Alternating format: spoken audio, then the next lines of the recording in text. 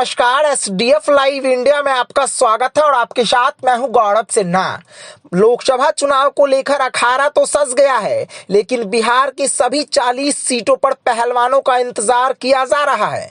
किस टीम के कौन पहलवान किसको चुनौती देंगे, यह तस्वीर अभी तक स्पष्ट नहीं होने से विभिन्न पार्टी कार्यकर्ताओं सहित जनता में भी भ्रम की स्थिति है। इस बीच बॉलीवुड अभिनेत्री नेहा शर्मा बिहार की राजनीति में खूब छा गई हैं। नेहा कहां से और किस पार्टी से चुनाव लड़ेंगी, यह जानने को उनके प्रशंसक बेताब हैं और अटकलों का बाजार गर्म हो गया है।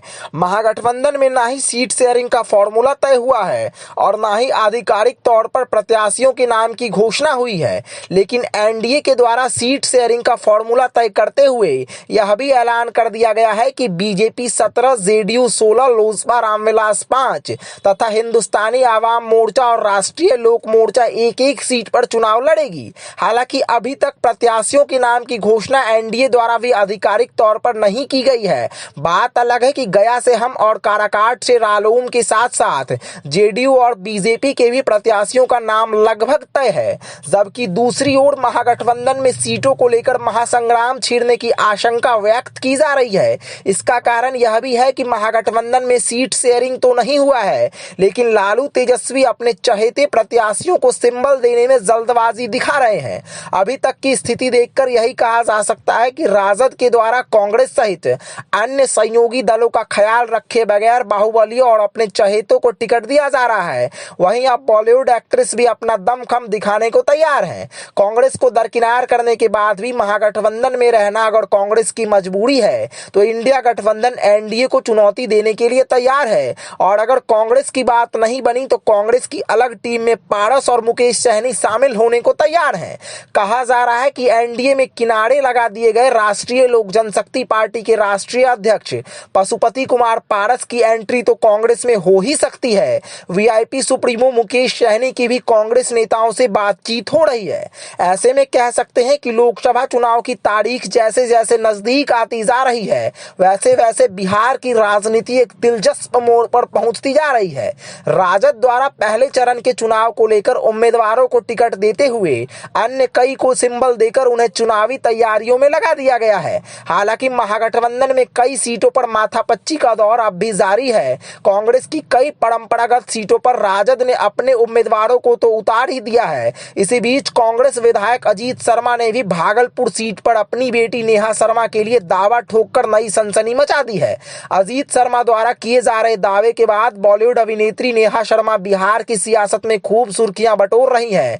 उनके चाहने वालों द्वारा जोर शोर से कहा जा रहा है कि अजीत शर्मा की बेटी नेहा शर्मा अब बिहार की सियासत में भाग्य आजमाएंगी। इसके पहले कई बार अपने पिता के साथ चुनाव प्रचार में दिख चुकी नेहा शर्मा को लेकर विधायक अजीत शर्मा ने कहा है कि हम तो चाहते हैं कि हमारी बेटी नेहा शर्मा इस सीट से चुनाव लड़े। वैसे हम तो विधायक हैं, लेकिन पार्टी अगर मुझे चुनाव लड़ाना चाहेगी तो मैं लड़ूंगा, लेकिन आम लोगों की चाहत को देखते हुए पार्टी अगर नेहा को मौका देगी तो श्रेष्ठकर होगा। ऐसे में साफ कहा जा सकता है कि अजीत शर्मा अपनी बेटी को बिहार की राजनीति में लाना चाह रहे हैं। भागलपुर में जन्मी अजीत शर्मा की बेटी नेहा शर्मा बॉलीवुड की जानी मानी एक्ट्रेस हैं और वह एक बेहतरीन कथक डांसर भी हैं। भागलपुर में ही नेहा की स्कूलिंग हुई है, जिसके कारण वह क्षेत्र को समझती व जानती भी हैं। नेहा के बॉलीवुड कैरियर की शुरुआत मोहित सूरी के निर्देशन में बनी फिल्म क्रूक से हुई थी, जिसमें उनके साथ इमरान हाशमी थे। अब नेहा शर्मा के राजनीति में एंट्री लेने की खबर से हलचल का माहौल है। महागठबंधन में सीट शेयरिंग को लेकर जारी खींचतान के बीच अजीत शर्मा ने भागलपुर से अपनी बेटी नेहा शर्मा के चुनाव लड़ने की वकालत करते हुए कहा है कि कांग्रेस को 8-9 सीटें अवश्य मिलनी चाहिए। बीजेपी पर हमला बोलते हुए अजीत शर्मा ने कहा कि इस बार बिहार से एनडीए का सफाया करेंगे। मोदी जी को हटाने का भार बिहार पर है और बिहार ने देश को आजाद कराने में भी अहम भूमिका निभाई है।